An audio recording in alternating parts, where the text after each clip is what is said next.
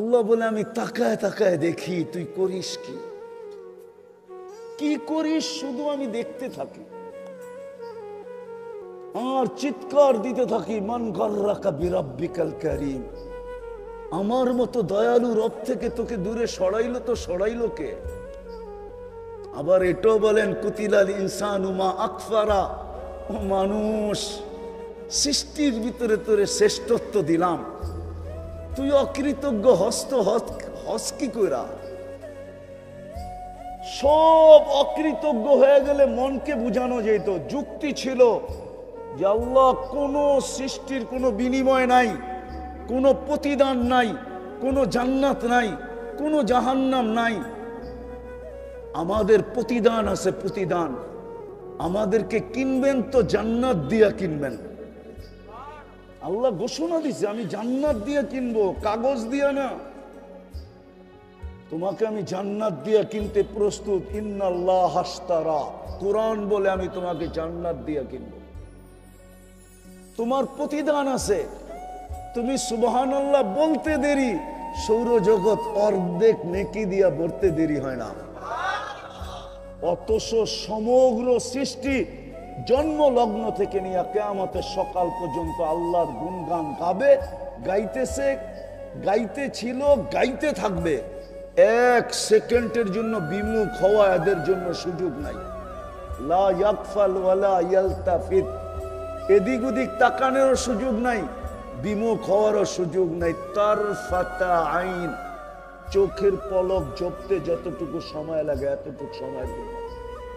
আল্লাহ বলে সবগুলা যদি জমা করি তোর এক সুবহানাল্লাহর সামনে বিন্দুও হবে না, বিন্দু। এত বড় বিনিময় দিতেছেন। আল্লাহ বলে তুই অকৃতজ্ঞ হলি কি করে?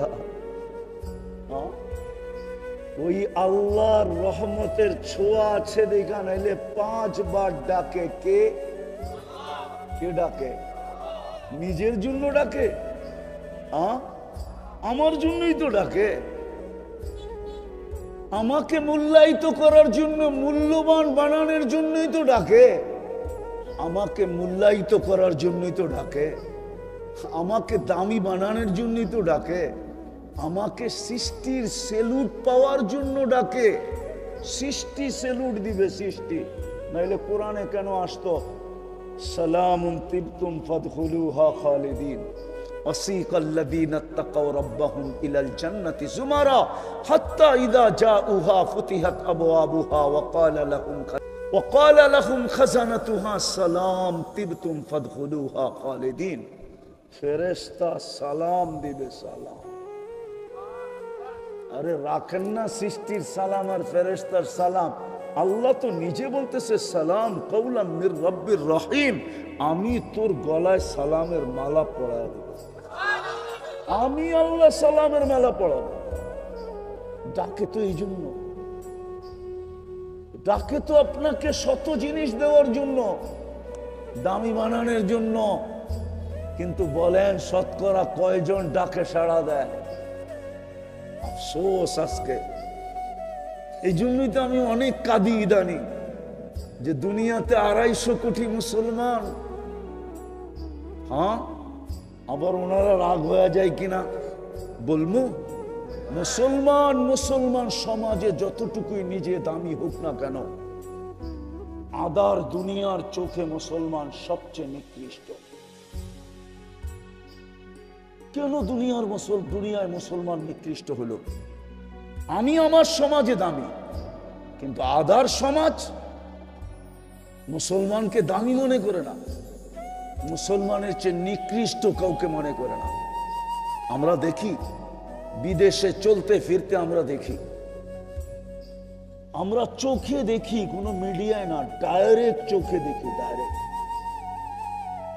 আপনাদেরকে ওই চিত্রগুলো আমি আয়না দেখাইতে পারবো না। আর পেন ড্রাইভের মতো এইখান থেকে বাহির করা প্রজেক্টরে শো করতে পারবো না, নাহলে আমি আপনাদেরকে দেখাইয়া দিতাম। প্রজেক্টরে শো করা আমার এখানে আছে, সেভ করা আছে।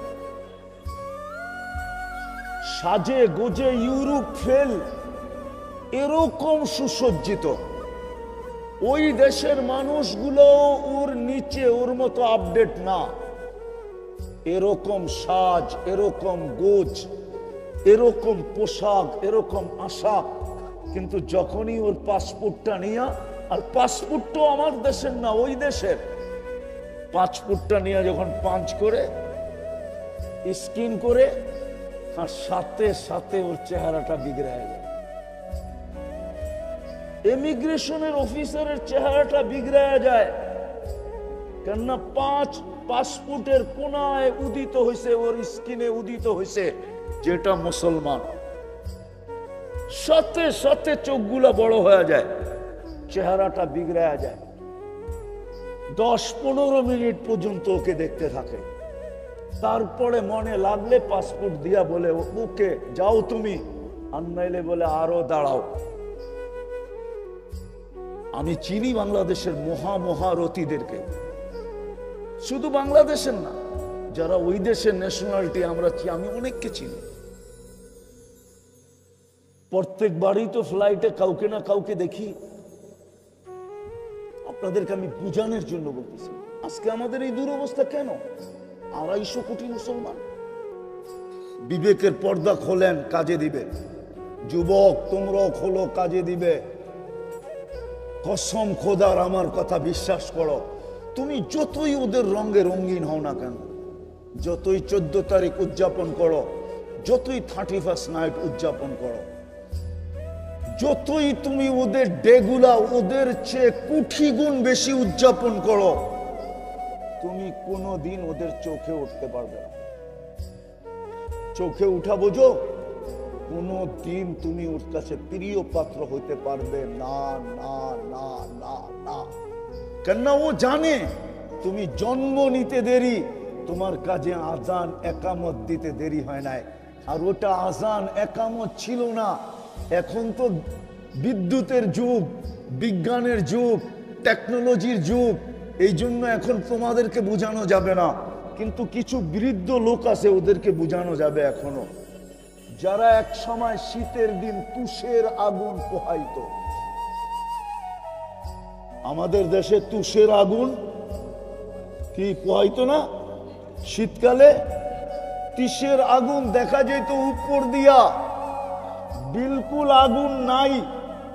মা বোনরা একটা কাঠি রাখতো, উপর দিয়া বিলকুল আগুন শেষ হয়ে যেত, ভিতর থেকে আবার খুঁটা খুঁটা আগুনটাকে উপরের দিকে আনতো। ওরা জানে প্রথম আজান একামতে তোমার ভিতরে একটা আগুন ঢুকায়া দিছে। কয়লা ভাঙলে যেরকম ওর পেটের ভিতরে আগুন দেখা যায়, তোমার ভিতরে ওই আজান একামতওয়ালা আগুন আছে, যেটা দুনিয়ার কেউ নিবাইতে পারবে না। এই জন্য তুমি যতই রঙে রঙিন হও, তোমাকে কোনোদিন ওরা ভালোবাসা দিবে না। যদি দিত, তাহলে আমার ছেলেরা লাশ কেন হতো? বলো, আরে বলো না। ইউরোপে যেতে লাশ হয়ে দেশে ফিরতো কেন? সমুদ্রে কেন লাশ হইতো? সমুদ্রে কেন কবর হইতো? 30 লাখ টাকা কেন দিতে হইতো? 50 লাখ টাকা দিয়ে মেক্সিকোর বর্ডার কেন পার হইতে হয়? আমি 1-2জনকে চিনি না, শত শত জনকে চিনি যারা মেক্সিকোর বর্ডার দিয়ে আমেরিকাতে ঢুকছে। কেন ঢুকতে হতো? পোশাক আশাকে তো ওদের মতোই ছিল, চাল চলন তো ওদের মতোই ছিল। বিদায় আমি যেটা বুঝাইতে চাইতেছিলাম, রহমতের ছোঁয়া লাগা আছে, বিদায় বেঁচা আসি, নাইলে আমাদের বাঁচার কথা না। 24 ঘন্টা সেবা করে কে আমাদেরকে? বকরি কাঠটা 24 ঘন্টা, বাদ দিলাম এটা। বলেন 24 ঘন্টায় 5 বার আমাদেরকে ডাকে কে? কোন আল্লাহ?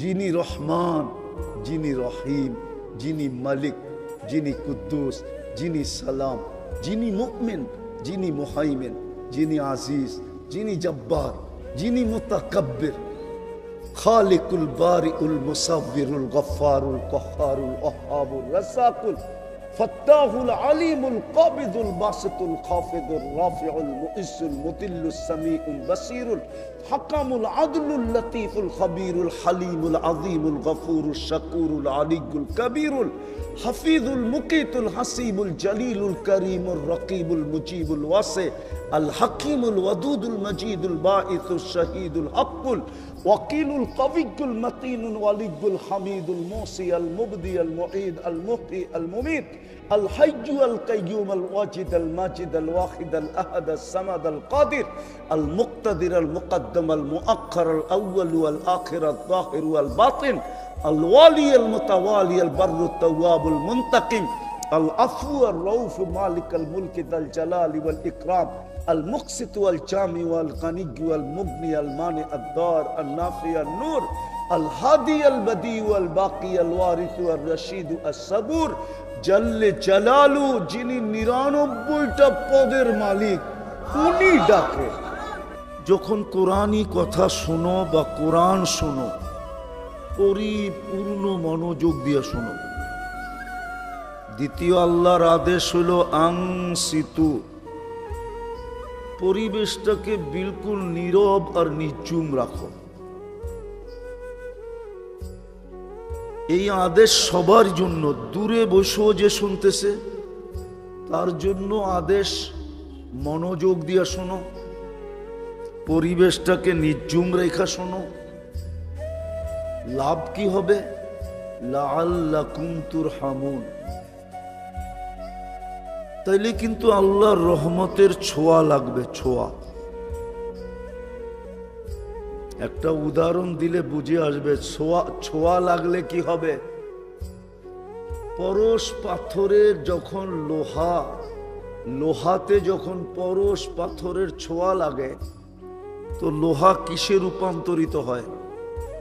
আরে বলেন না, স্বর্ণ, ঠিক না? কিন্তু আজ পর্যন্ত কোনো পরশ পাথরের অস্তিত্ব দুনিয়াতে কেউ পায় নাই। যদি পাইতো তাহলে দুনিয়ার কোনো না কোনো মিউজিয়ামে থাকতো।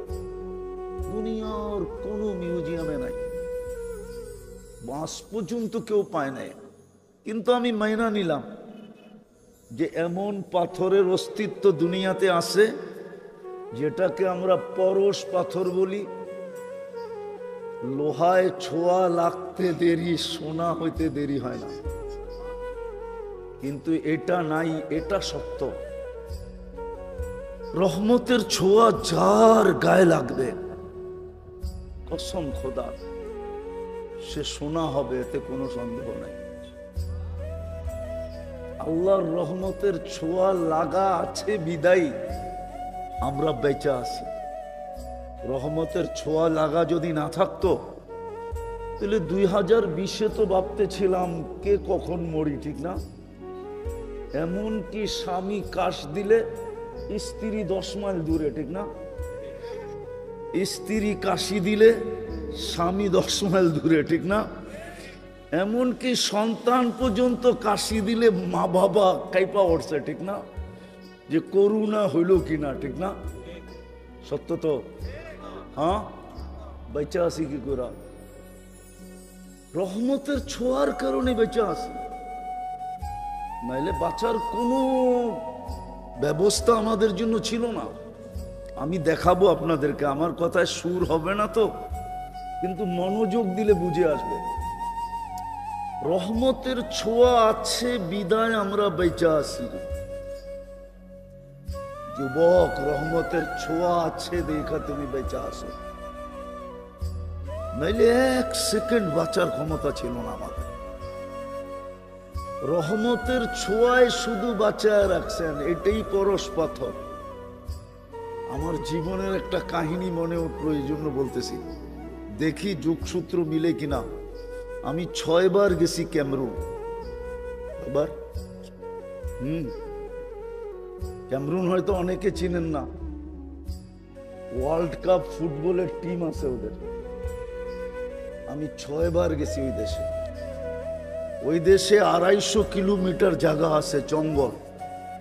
ওইখানে 1.5টা মানুষ বাস করে, একবারে এতটুকু শর্ট ফিগার। ওরা কোনো জমিনে বাস করে না, ওরা জঙ্গলে গাছে মাচান বানায়, ওই মাচানে বাস করে। মাচান বুঝেন তো? ওটাতে বাস করে ওরা। আর দীর্ঘদিন ধরে এটা ফ্রান্সের আন্ডারে ছিল। ফ্রান্স ওদেরকে সভ্য বানানোর বহু চেষ্টা করছে, আজ পর্যন্ত করে নাই, করতেছে বটে। সারাদিন প্রজেক্টরে ওদেরকে সভ্য বানানোর দেখায়।